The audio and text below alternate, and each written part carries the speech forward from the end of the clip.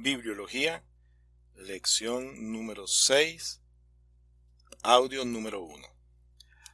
Acá entramos a estar hablando o lo que vamos a estudiar es el canon de las Escrituras. Pues en este caso vamos a estudiar tanto el canon del Antiguo Testamento como el canon del Nuevo Testamento. Cuando nos estamos refiriendo a canon, lo que queremos decir es cuáles son los libros inspirados.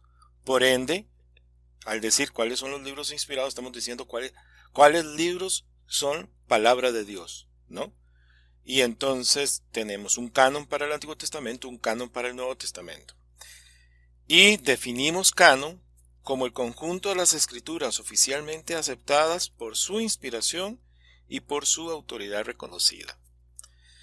Esta palabra canon viene del griego, que significaba una caña recta o una caña derecha, y que se utilizaba como forma de medir, como regla, como un modelo, como un patrón. De ahí entonces, cuando hablamos del canon del Antiguo Testamento o el canon de las Escrituras, es ese modelo, es esa medida, esa norma que establece los libros inspirados. Entonces, pues, en ese caso entramos a hacer el estudio y la consideración para el canon del Antiguo Testamento. Para entrar a hacer el análisis y poder llegar nosotros a la conclusión de cuáles son los libros inspirados del Antiguo Testamento, tenemos que recordar algo que vimos al inicio de este estudio, de esta materia, y es cómo los judíos dividen el Antiguo Testamento.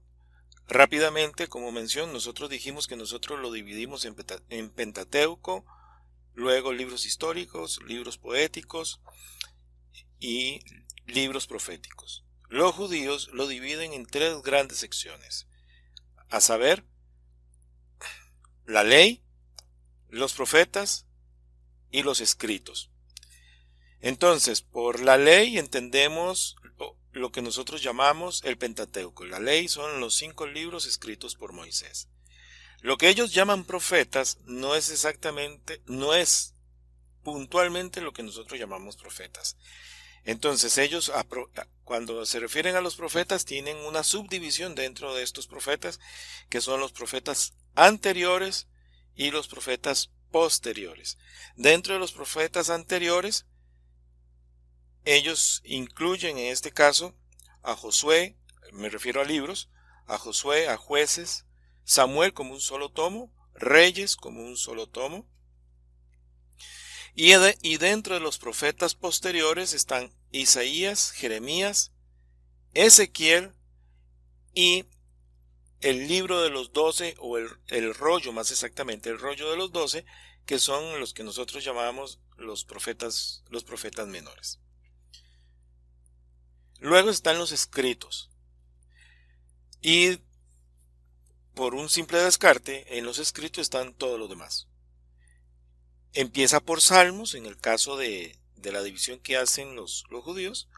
Empieza por Salmos, pero también están todos los demás libros poéticos, Job, Cantares, Proverbios, Eclesiastés, y están todos los otros libros que no hemos mencionado. Esdras y Nehemías como un solo tomo, Esther, Daniel y primero y segundo de Crónicas, siendo segundo de Crónicas el último libro en el orden de la Biblia hebrea o del Antiguo Testamento según lo ordenan los judíos. Ahora, esta división que estamos mencionando de ley, profetas y escritos, ya nosotros la vemos presente en el Nuevo Testamento, la vemos presente en los días de nuestro Señor. Es así como, por ejemplo, si citamos Lucas 24:44, cuando el Señor se le aparece a los discípulos, una vez ya resucitado, leemos ahí, dice, y les dijo, estas son las palabras que os hablé, estando aún con vosotros, que era necesario que se cumpliese todo lo que está escrito de mí. Y entonces menciona, en la ley de Moisés, en los profetas y en los salmos. Entonces les abrió el entendimiento para que comprendiesen las escrituras. Aquí hay algo importante. Nuestro Señor Jesucristo hace una mención de las escrituras, y esa mención de las escrituras la divide en tres partes, las que ya hemos mencionado. Dijimos, en este caso aquí menciona salmos, pero menciona salmos porque está mencionando esa tercera sección por el nombre del primer libro que contiene esa tercera sección, que son los salmos. Y otro ejemplo que podemos ver también en las escrituras es cuando menciona, bueno, lo vamos a mencionar más adelante. Ahora, podemos hacernos una pregunta, dado que la división nosotros ya la vemos presente en el Nuevo Testamento.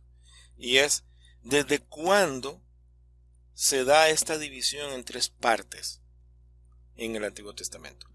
Todo esto es con el propósito de poder lograr demostrar que la misma Biblia reconoce la inspiración del Antiguo Testamento. Ese es el propósito de todo esto.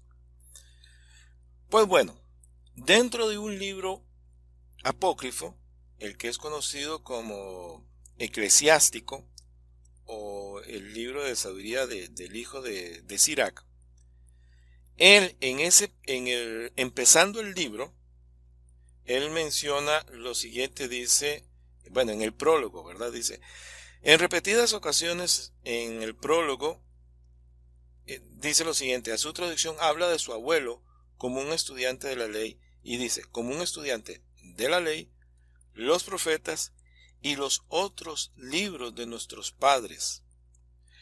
Luego, en otra parte dentro del mismo libro, hace una referencia y menciona de la ley misma, las profecías y el resto de los libros.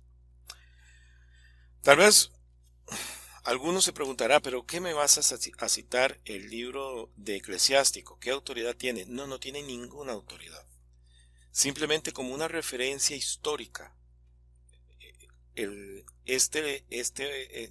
Este libro, ya en el periodo intertestamentario,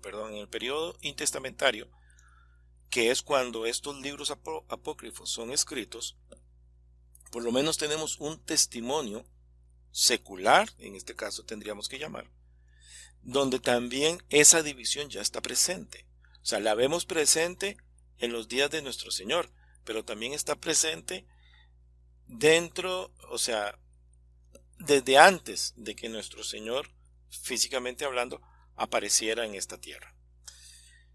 También podemos mencionar lo que era uno de los que le quería mencionar, Mateo 23, 34 y 35, en donde cita lo siguiente nuestro Señor Jesucristo, dice, por tanto, he aquí yo os envío profetas, sabios y escribas.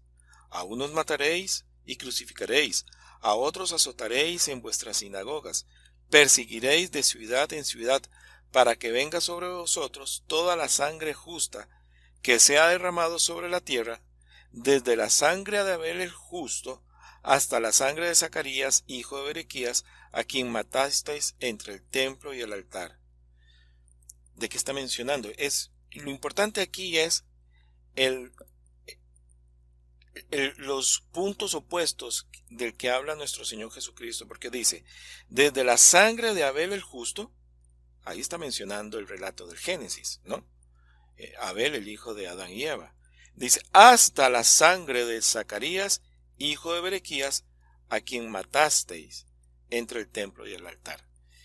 Ese Zacarías, hijo de Berequías, que muere entre el templo y el altar, es un relato que nosotros tenemos en Segundo de Crónicas 24, puntualmente desde el versículo 22 al versículo 24. Pues, ¿cuál es la importancia de esto? Pues nuestro Señor está autentificando las Escrituras cuando dice que nos habló a través, o que a ellos les habló a través de profetas, sabios y escribas, y entonces pone un margen desde Abel hasta este otro Zacarías, hijo de Berequías, y está en Segundo de Crónicas, o sea que es el último libro de la división, según la división hebrea, según la división judía. Es decir, nuestro Señor está incluyendo de principio a fin, por decirlo de alguna manera, o si se quiere decirlo también de otra forma, desde la A hasta la Z, diríamos en nuestros días, ¿no? Entonces, esa es una manera en la que nosotros podemos darnos cuenta de cómo se está incluyendo a todo el Antiguo Testamento en esta división. Bueno, vamos a continuar en otro audio sobre este tema.